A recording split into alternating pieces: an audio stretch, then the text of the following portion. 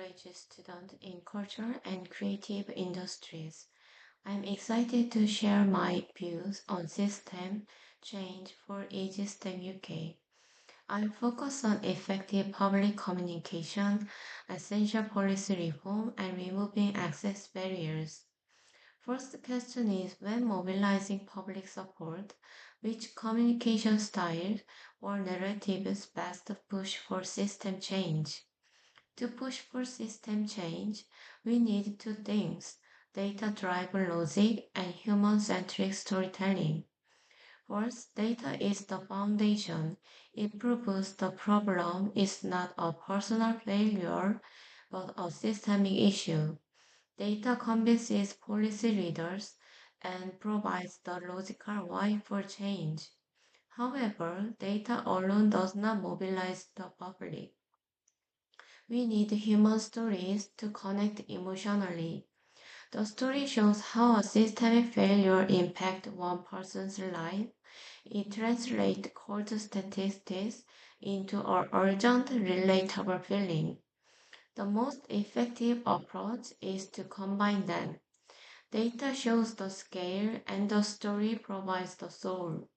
For example, in disability rights movements, data shows the lack of accessible facilities, but it's the personal story of a disabled person daily struggle that truly drives public support and action. This combination creates both the logical case and the emotional momentum for reform. Second question is if you had one opportunity to propose a reform to policy leaders, what would you propose and how would that reform create a chain of positive effect? I would propose one big reform. Change how we fund the culture and creative sector. We want to stop giving money only for short-term projects. Instead, policy leaders should give long-term, stable core funding to cultural groups because organizations spend too much time just chasing new small grants. If we give them stable funding, we create a strong chain of positive effects. First, organizations become more stable. They can focus on quality and innovations instead of worrying about money. Second, this stability means they can afford to run programs for local communities and those who need help, like people with disabilities. This creates greater social fairness. So, if we make the whole creative sector stronger, it helps us produce better and it helps the community at the same time. Third question is facing barriers to service, language, cost, lack of information. What concrete measures would you remove or add to fix access?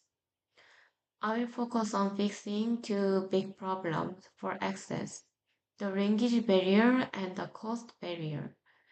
To fix the language barrier, we should ask our public services to use easy read format for key documents. This means making documents simple and clear, not just translating them. Using easy read helps non-native speakers, and it helps everyone understand important information better. This is a very direct way to create information fairness. To fix the cost barrier, I propose starting a community value exchange system. Instead of just giving simple discount, people who need financial help can get a voucher for a service exchange for a small amount of volunteer work in the local area. This system is better because it does two things. It removes the money problem and it also encourages people to like that they are part of the community. It's a win-win for everyone.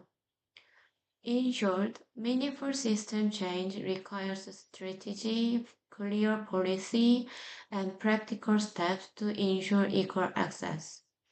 I believe that my background in cultural engagement and my current studies is in creative policy, online with EasyStepUK school. Thank you.